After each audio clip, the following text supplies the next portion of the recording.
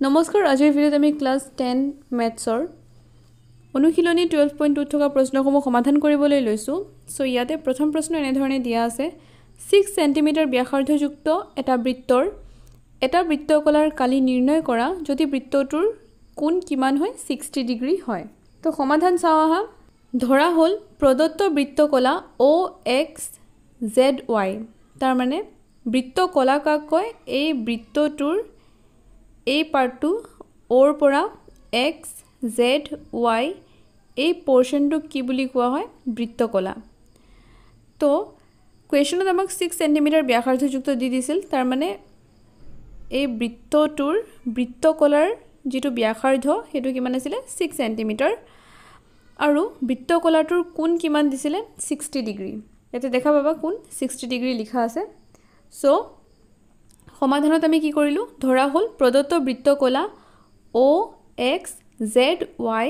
আমি জানো থিটা কোণ বিশিষ্ট বৃত্তকলাৰ কালি থিটা থিটা ডিভাইডেড বাই 360 ইনটু পাই r স্কয়াৰ এই পাৰ্টটো হৈছে আমাৰ বৃত্তকলাৰ কালিৰ সূত্ৰ যেটো আমি মনত ৰাখিব লাগিব তাৰ পাছত যত বৃত্তটোৰ ব্যাসাৰ্ধ কিমান 6 সেমি r ধৰি পেলে আমি ৰেডিয়াসটো লিখিলো মানে ব্যাসাৰ্ধটো লিখিলো ডিগ্ৰী মাপত বৃত্তকলাৰ কোণ থিটা = 60 ডিগ্ৰী হয় অলপ আগত কোৱেশ্চনত দেখি পাইছাই কোৱেশ্চনটো দিয়া আছে 60 ডিগ্ৰী আৰু ইয়াতো তোমালোকে যেতিয়া প্ৰশ্নটোৰ ডায়াগ্ৰাম দেখা পাবা তাতে 60 ডিগ্ৰী কোণ দিয়া আছে তো গতিকে therefore OXZY বৃত্তকলাৰ কালি a বুলি ডিনোট কৰি ইয়াত থকা ফৰ্মুলাটো থিটা ডিভাইডেড বাই 360 ইনটু পাই r স্কয়াৰ তো এতিয়া আমি থিটাৰ ঠাইত কি লিখিলো এই যে থিটা দেখা পাইছা থিটাৰ ঠাইত আমি কি লিখিলো কোণটো 60 ডিগ্ৰী হেতু কাৰণে এংগলটো 60 ডিগ্ৰী যেহেতু সো আমি থিটাৰ ঠাইত 60 ডিগ্ৰী লিখিলো তাৰ পিছত 360 ঠাইত 360 লিখিলো ইনটু 20 পাইৰ ভ্যালু আমি কি জানো 22/7 আকৌ r ৰ ভ্যালু আমি জানো ৰেডিয়াস 6 দি আছে 6 স্কয়াৰ লিখিলো এতিয়া আমি কি কৰিব পাৰো 1/6 কেনেকৈ পালো এটো a0 আৰু a0 কেনসেল কৰিলে কি হ'ব 6/36 থাকে আকৌ 6 এ দি 36 ক কিমান বাৰ যাব 6 বাৰ যাব তো কি আহিব এই পাৰ্টটোৰ পৰা 1/6 আহিব সেই কাৰণে আমি ইকুৱেল সাইন দি কি লিখিলো এই পাৰ্টটোৰ পৰা 1/6 ইনটু 22/7 লিখিলো আৰু 6 ক স্কয়াৰ কৰিলে আমি কিমান জানো 36 হয় ইউনিট আমি সেন্টিমিটাৰ স্কয়াৰ দিলো কাৰণ আমি কালি উলিয়াই আছো যেহেতু কালিৰ ইউনিট বা একক বৰ্গ এককত থাকে সেই কাৰণে আমি কি লিখিলো বৰ্গ সেন্টিমিটাৰ স্কয়াৰ এতিয়া আমি কি কৰিলো এই 1/6 ক 36 এ দি যদি আমি কাট কৰো কিমান বাৰ যাব 6 টাইমছ কাট যাব তাৰ পাছত আকৌ আমি ওপৰত নিউমাৰেটৰত কি নম্বৰ পালো 22 * 6 তো 22 * 6 কৰিলে আমি কিমান পাও 132 আৰু এই ডিনোমিনেটৰত কিমান আছে 7 সেই কাৰণে 132 ডিভাইডেড বাই 7 সেন্টিমিটাৰ স্কয়াৰটো আমাৰ কি হল কালি হল গতিকে নিৰ্ণয় বৃত্তকলাটোৰ কালি কিমান হল 132 ডিভাইডেড বাই 7 সেন্টিমিটাৰ স্কয়াৰ এই পাৰ্টটো আছে যে OXZY এই পাৰ্টটোৰ কালি উলিয়াবলৈ দিছিলে তো কালি আমি কিমান পালো 132 divided by 7 centimetre square question number 2 22 centimetre পৰিধিযুক্ত এটা বৃত্তৰ এটা চুকৰ কালি নিৰ্ণয় কৰা এটা বৃত্তৰ চুক কিমানটা থাকিব এনেকে যদি আমি ভাগ কৰি দিও তেন্তে 1 2 3 4টা টোটাল আমি 4টা চুক পাম কোৱেশ্চনত কি কৈছে 22 সেন্টিমিটাৰ পৰিধিযুক্ত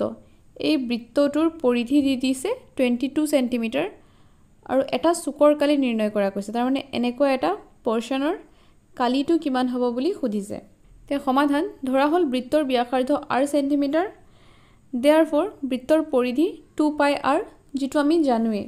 এটো বৃত্তৰ পৰিধিৰ সূত্ৰই হয় বৃত্তৰ পৰিধি = 2 পাই r বৃত্তৰ পৰিধি = 2 পাই r ফৰ্মুলাটো লিখিলো তাৰ পিছত আকৌ বৃত্তৰ পৰিধিৰ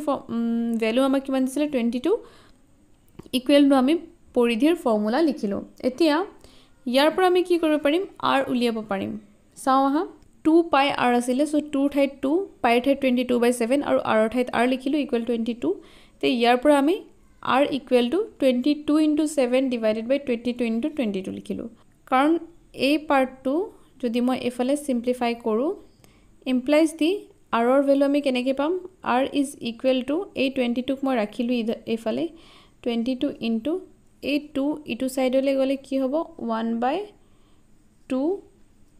আকৌ এই 22/7 ইটো সাইডলৈ গ'লে কি হ'ব ৰিভাৰ্স হৈ যাব